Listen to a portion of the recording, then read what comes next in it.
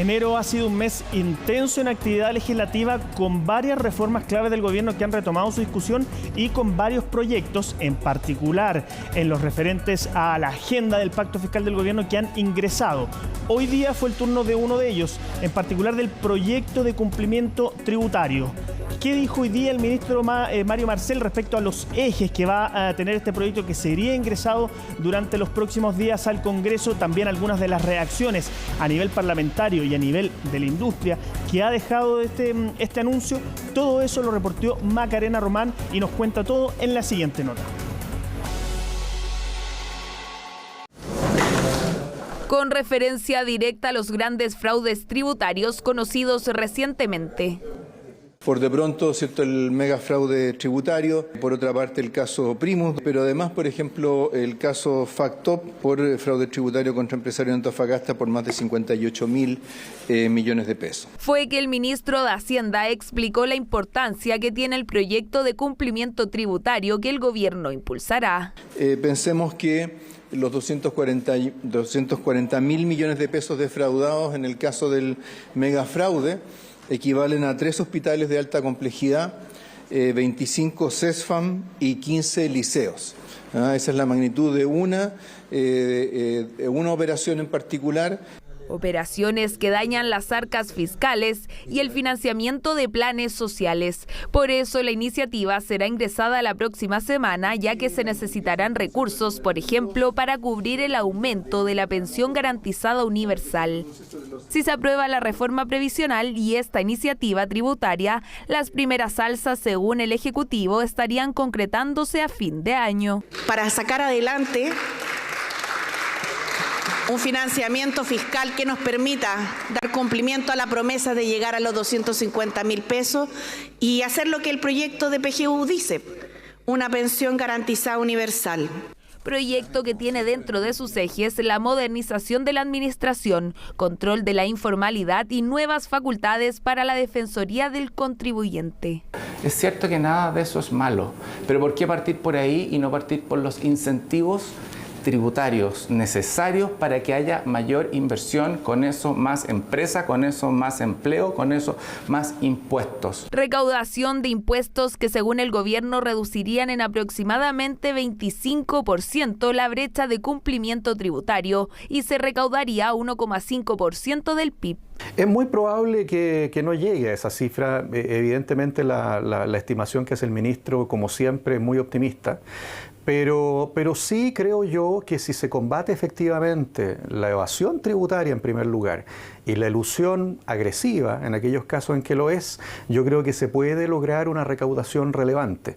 Pero nuevamente, el punto es que para eso, creo yo, no hace falta nuevas leyes. Hace falta simplemente focalizar mejor los esfuerzos de fiscalización de aquellos rubros en los cuales se elude y se va de más. Pensamiento que difiere de lo que señalan en el Congreso. Integrantes de la Comisión de Hacienda de la Cámara de Diputados destacaron desde distintas bancadas la idea matriz del plan. Y esos proyectos los estábamos esperando hace mucho tiempo, así que bienvenido sea. Por supuesto hay que revisarlos en detalle, revisar bien cada punto. Este es un proyecto que nos parece positivo y que desde la bancada de la Democracia Cristiana vamos a estar en una actitud positiva de apoyar todo lo que signifique recaudar impuestos que hoy día se eluden o evaden en nuestro país. Entonces yo creo que se va a poner también en tensión una cuestión ética en torno a cómo comprendemos las responsabilidades ciudadanas que cada chileno y chilena tiene, sobre todo cuando se es poseedor de un patrimonio o una alta renta. Alrededor de 40 medidas contempla el plan de cumplimiento de la obligación tributaria del gobierno. Entre ellas están las modificaciones al levantamiento del secreto bancario y la creación de la figura de denunciante anónimo, considerando castigos a quienes mal utilicen este recurso. Y vamos a seguir profundizando y analizando este anuncio que realizó hoy día junto a un invitado que ha participado de la discusión que se ha dado en torno a este tema. Me refiero al socio líder de Tax and Legal de Deloitte, Hugo Hurtado, a quien ustedes ya están viendo en pantalla. Hugo, muchas gracias por acompañarnos. Muchas gracias por la invitación, Orlando. Gusto saludarte a ti y a todo el equipo.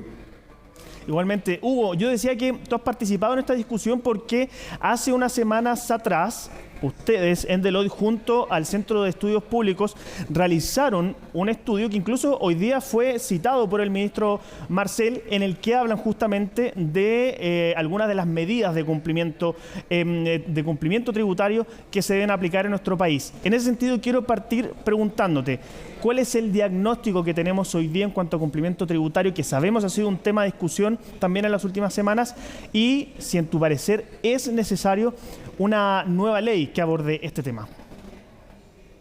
Yo creo que hay que distinguir la discusión y separar dos temas relevantes. Uno es la brecha tributaria, esto es cuánto de impuesto efectivamente se está dejando de pagar por actividades que son evasivas o elusivas, y lo otro es qué medidas se pueden tomar para disminuir esa brecha. ¿Ya? Esos son como los dos tópicos principales. En relación al primero, el Servicio de Impuestos Internos y Hacienda dieron cuenta de un reporte que fue liderado por el ex director Llorat, que señalaba que había un incumplimiento a nivel de impuesto corporativo superior al 50%. Y eso, en el análisis que hicimos con los investigadores de CEP, nos parecía que era excesivo y que no seguía una metodología que es la que se ocupaba en la mayoría de los países cuando se hacían análisis de evasión y elusión de los impuestos que se llaman directos. Son impuestos a la renta, impuestos que pagan las empresas. Entonces ahí teníamos ese diagnóstico inicial. Dicho eso, sí es dable y atendible que existe un espacio de mejora en lo que es el cumplimiento tributario, y en ese sentido creo que es atendible por lo menos iniciar una discusión seria en relación al tema de la evasión y la elusión, y por supuesto la informalidad, que era algo que el ministro también planteó. Y en ese sentido, hoy día conocimos los ejes en el cual se enmarca este proyecto, conocimos algunas de las medidas específicas, algunas se refieren, por ejemplo, a la figura del denunciante anónimo, al levantamiento del secreto bancario, también algunas referidas a que sea en sede administrativa donde se determine si es que existe, por ejemplo, conducta elusiva. Quiero saber, dado que ya conocemos los ejes a grandes rasgos, ¿te parece que está bien encaminado este proyecto? ¿Te parece que hay temas que no fueron abordados? Es difícil, Orlando, dar una opinión certera porque nos faltan los detalles. Nos faltan los detalles del proyecto de ley mismo. Se decidieron los titulares. Pero déjame quizá ir abordando uno a uno los temas. El tema de que la determinación de si una determinada conducta o acción es elusiva, y que eso sea determinado en sede administrativa, creemos que eso va en línea con los principios generales que establecen otros países, pero en los otros países también se establece un consejo consultivo independiente, como se propone acá por parte del gobierno, claro. Pero ahí nos faltan los detalles. ¿Qué nivel de fuerza va a tener la opinión que dé este consejo consultivo? Se señaló que iba a ser no vinculante, en algunos países como España lo es, pero no se señala qué nivel probatorio se le va a dar a esa posición. Por ejemplo, lo que nosotros proponíamos en nuestro reporte era que si se decidía que este tema fuera decidido en una instancia administrativa, este consejo consultivo podía dar una opinión idealmente vinculante. Si no era vinculante, que para perseverar, tanto el director como todos sus subdirectores tenían que unánimemente estar de acuerdo en aplicarlo. Y si aún así se quería seguir perseverando y se llevaba a tribunales, en tribunales tenía que hacerse cargo de forma preferente la prueba para, en caso que la comisión diera una posición que es favorable al contribuyente y que el Impuesto Interno decidiera ejercer acción elusiva. ¿Ya? Entonces, de esa forma se modifica la realidad hoy día, que la sede, o se puede iniciar esto solo en sede judicial, y si se pasa a administrativa se protege debidamente los derechos de los contribuyentes, que es lo que nos preocupa. Nos preocupa que, estamos alineados en que esto es mejorable y hay espacio para revisarlo, pero también al mismo momento tenemos que proteger los derechos de los contribuyentes. Hugo, ¿y eso serviría de alguna forma para sopesar esta crítica que se hace a que en algunas situaciones, y que ocurriría en este caso, el Servicio de Impuestos Internos se transforme en juez y parte también, o no? Sí, bueno, recordemos anteriormente que no existían tribunales tributarios independientes. Entonces, anteriormente de verdad el Impuesto Interno era juez y parte, y siempre la respuesta era que, bueno, el contribuyente puede apelar a Corte de Apelación y Corte Suprema, pero en esa instancia superior era muy difícil revertir la situación de Impuesto Interno. Hoy, o digamos después de la reforma tributaria que creó los tribunales tributarios independientes, una persona efectivamente puede ir a un tribunal tributario independiente y reclamar una acción de impuesto interno. Entonces, es cierto que impuesto interno desde el punto de vista teórico no es juez y parte. Sin embargo, la gran mayoría, en algunas estadísticas estarían cerca del 80% de los fallos de los tribunales tributarios son a favor de impuesto interno. Entonces, sin ser en la práctica juez y parte, se da que hay una tendencia a que los tribunales tributarios de primera instancia tienden a fallar a favor de impuesto interno. Y Hugo, respecto a otras de las medidas que estarían incluidas en este proyecto está, por ejemplo, esto que se señala que se flexibilizaría el levantamiento del secreto bancario, se facilitaría el acceso a información bancaria de los contribuyentes, traspasando de alguna forma el peso de la prueba al contribuyente. ¿Qué te parece esa medida? A ver, nosotros hicimos en nuestro análisis el estudio y también nos dimos cuenta que la mayoría de los países era así, que efectivamente la autoridad tributaria podía requerir información bancaria y ahí el contribuyente podía oponerse, ¿ya? Hoy día funciona al revés, hoy día se requiere la información, pero y solo se puede liberar una autorización en la práctica del contribuyente. Entonces, creemos que va en línea. ¿Dónde está nuestra preocupación? Es en el detalle. Es de qué forma puede oponerse el contribuyente. El contribuyente puede oponerse señalando simplemente que le parece no apropiado liberar la información o tiene que iniciar un juicio en contra del impuesto interno para oponerse.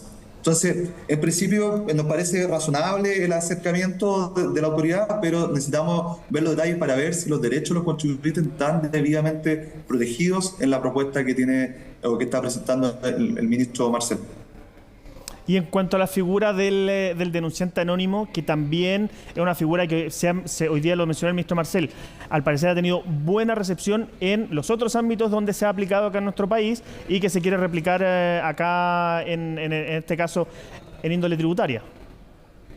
Sí, en esa línea nosotros también pensamos que el denunciante anónimo, bien aplicado, y eso es el tema, la clave, o sea, hay denunciante anónimo en varios países y es una figura que se ocupa, pero tiene que tener un marco jurídico que permita evitar abusos, evitar que, por ejemplo, un empleado molesto que es despedido de una empresa pueda hacer una acción en contra de la empresa y diga, mira, la verdad que esta empresa está haciendo acción elusiva, investígala, genera un tremendo juicio y no hay mucho fundamento. Entonces, nosotros estábamos diciendo que el denunciante anónimo es una figura que sí existe en el derecho comparado, pero tiene que tener alguna salvaguarda. Por ejemplo, si hay un denunciante anónimo que hace un acto doloso o que denuncia información manifiestamente errada, que tenga sanción, incluso de cárcel, en caso que tenga alguna intención de dañar a la compañía.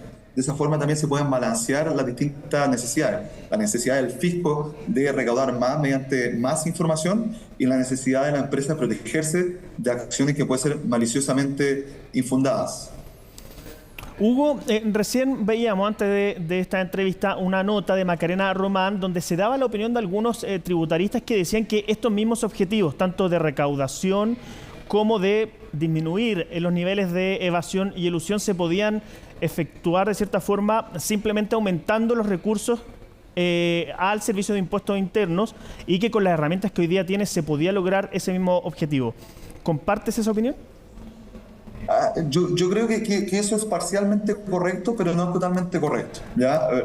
Las distintas autoridades, tanto de centro izquierda como de centro derecha anteriores, han tenido herramientas similares y en estos últimos 10 años no ha mejorado mucho más el nivel de cumplimiento mediante acciones de fiscalización, ¿ya? Entonces, pareciera ser que si uno dotara de más herramientas y más instrumentos, podrías aumentar el cumplimiento. Sí, es parcialmente correcto porque efectivamente se puede fiscalizar de mejor forma, pero estas herramientas también van a ayudar en conjunto a mayores recursos. Ahí sí también hacer presente que uno de los temas que levantábamos anteriormente era la aplicación de técnicas como la economía del comportamiento, economía conductual, en las cuales se busca entender por qué un contribuyente incumple una obligación tributaria. La puede incumplir por ignorancia, la puede incumplir porque le da flojera o no entiende bien el cumplimiento, o la puede incumplir dolosamente, ¿ya? En este último caso es muy difícil que esa persona pueda cumplir, pero último, en los primeros dos hay acciones, hay nudges o digamos ciertos empujes que puede dar la autoridad para facilitar el cumplimiento y así incentivarlo, sin necesidad de ir con una acción fiscalizadora dura, sino simplemente mejorando la forma o ayudando a los contribuyentes que cumplan de mejor forma. Bueno, ahí el ministro Marcel señalaba en ese sentido que parte de la labor que iba a tener ahora con este nuevo proyecto en la Defensoría del Contribuyente era justamente esa, de alguna forma de educación tributaria para evitar conductas, por ejemplo, de elusión por ignorancia. Así que eso, al parecer, es un punto que se abordaría. Hugo, el objetivo de recaudación de 1,5% del PIB que mencionó el ministro Marcel, ¿lo ves viable? ¿Es realista? Porque a veces se ha acusado al gobierno de ser un poco optimista con las cifras que ha mencionado en estos proyectos. Mira, la verdad es muy difícil determinarlo porque no conocemos la brecha. Entonces, lo primero que recomendaría yo antes de responder eso es que conozcamos bien la brecha con, por ejemplo, informes que den dos universidades reconocidas de prestigio y que nos digan, mira, la brecha que dice el exdirector Llorrat de 51% es correcta, o nos digan, no, la verdad que no 50, no es 30, como salía hoy día una acá médico de la fe, no 28, 25. Con eso podemos determinar si de verdad es 1,5 es un monto real. Inicialmente suena bastante optimista, pero de nuevo, es apresurado dar un juicio de valor final si es que no conocemos la brecha. Entonces, dado que febrero, un mes, efectivamente, y probablemente la discusión se va a suspender hasta marzo, quizás puede ser una buena oportunidad tomar estas 5 semanas que quedan para trabajar en esa línea y conocer bien la brecha y ahí poder responder la pregunta si 1,5 es un optimista, pero en principio sí parece serlo. Hugo, muy breve. Analizada en el contexto, esta norma, junto con las otras que hemos conocido a principios de mes, por ejemplo, en esta agenda de pacto fiscal, ¿cómo ves que va enfocado lo que está haciendo el gobierno? ¿Lo ves con buenos ojos? Creo que hay que tener contexto. El contexto es cómo partió la reforma tributaria hace un año, ¿no? Que fue hace un poquito más de un año que fue rechazada y cómo ha ido evolucionando. Yo creo que ha ido evolucionando de forma correcta. Recuerden que en el proyecto inicial del gobierno del presidente Boric se proponía aumentar 8 puntos de recaudación del PIB en 8 años. Estábamos hablando de 24.000 millones al año y ahora se ha aterrizado, se ha dicho, bueno, vamos a un 2,7 o un 1,5 por este concepto, entonces está siendo más aterrizado. Yo creo que la discusión legislativa se van a ponderar estos factores y probablemente se va a llegar a un acuerdo que efectivamente permita cerrar esta discusión. Tener esta discusión abierta es muy oneroso, muy caro porque genera mucha incertidumbre y esto tiene un impacto importante en la inversión. Y lo más importante, que avance rápido a nivel legislativo. Hugo Hurtado, socio líder de Tax and Legal en Deloitte, muchas gracias por acompañarnos a analizar un poquito más en profundidad estos anuncios, estos títulos que tenemos de lo que va a ser este proyecto de cumplimiento tributario. Muchas gracias por la invitación y a su disposición. Que tengan buena tarde.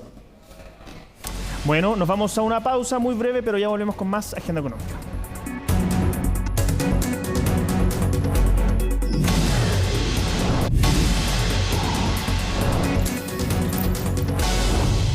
Estamos de vuelta en la Agenda Económica y lo hacemos para analizar informaciones que llegan desde el Congreso, en particular relativo a la tramitación de la ley corta de ISAPRES, que ya empieza a llegar a sus momentos claves. Hoy día fue despachada desde la Comisión de Hacienda, donde hubo cambios importantes, en particular lo que tiene que ver con la reposición de las indicaciones que permiten a las aseguradoras realizar aumentos extraordinarios a los planes base. Los invito a escuchar parte de las declaraciones que se dieron luego de esta comisión y analizando la previa de lo que será la votación en la sala del Senado. Proyecto que contiene todos los elementos necesarios para dar cumplimiento a la sentencia y dar estabilidad al sistema. Y por eso, en atención a la responsabilidad que tenemos justamente de cumplir con el objetivo del proyecto de ley, que es cumplir con la sentencia y dar estabilidad al sistema, es que hemos hecho las indicaciones y presentado la reposición de esa posibilidad eventual de una alza extraordinaria, que no es cualquier alza, insisto, aquí hay un mecanismo que se ha definido que le obliga a la ISAPRE a presentar un plan de pago, un plan de ajuste. No es que todo el costo se le vaya a traspasar a las personas. Aquí las ISAPRES tienen que hacer un esfuerzo de hacer un uso más eficiente de los recursos y en ese mismo plan, si es que requieren, que no todas van a requerir, depende de la condición financiera de cada una de ellas, requerir un ajuste extraordinario que va a ser revisado por un consejo consultivo profesionalizado que le va a recomendar al superintendente si lo aprueba o no. Bueno, siempre fue la intención, ¿cierto?, garantías a las personas que en casos de graves, ¿cierto?, de insolvencia o de cierre de registro de alguna de las ISAPRES. En ese sentido, nosotros interpretábamos que nuestra redacción ya era suficiente, pero se ha hecho un gesto, digamos, ¿cierto?, en términos de que esto sea más taxativo, y efectivamente el verbo a nosotros lo interpretamos como una obligación. Se tiene que entender, ¿cierto?, que lo que estamos haciendo, ¿cierto?, es que las personas no tengan que volver a la atención primaria, al consultorio respectivo, a hacer todo el flujo que ya han hecho estando en ISAPRE, en la red que la ISAPRE les ha asignado, y entonces eso no tenga que ocurrir nuevamente, sino que las personas sigan el tratamiento en la etapa que están, para lo cual entonces FONASA autorizará un prestador. Creo que esta indicación tiene que tener una norma de tope de cuánto es el alza máxima que puede haber en el precio base, y que obviamente ese tope resguarda lo que es, en mi opinión, un principio básico de cualquier actividad económica. Cuando la actividad económica obtiene altas ganancias, la rentabilidad a manos del privado, del dueño. Pero resulta que cuando una actividad económica tiene un minuto difícil, como es el que están enfrentando hoy día las ISAPRES por su propia irresponsabilidad, por su desmedido afán de lucro, obviamente tienen que ser ellos quienes se metan la mano al bolsillo y financien este periodo difícil. El alza desmedida del precio base de los planes de salud puede llevar a que sean los propios afiliados quienes terminen pagando, y aun cuando el gobierno hizo un esfuerzo con su indicación de poner limitación a través de un consejo consultivo y la resolución de la superintendencia, y me parece que sobre esto hay que tener más limitaciones.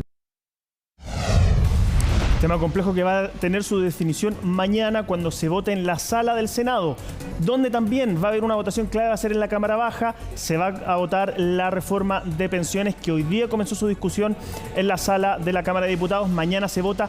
Todas esas reacciones de ambos proyectos los vamos a tener en Agenda Económica mañana, por supuesto, así que atentos con esa información. Ahora yo los invito a seguir en la compañía de CNN. Ya viene CNN Prime.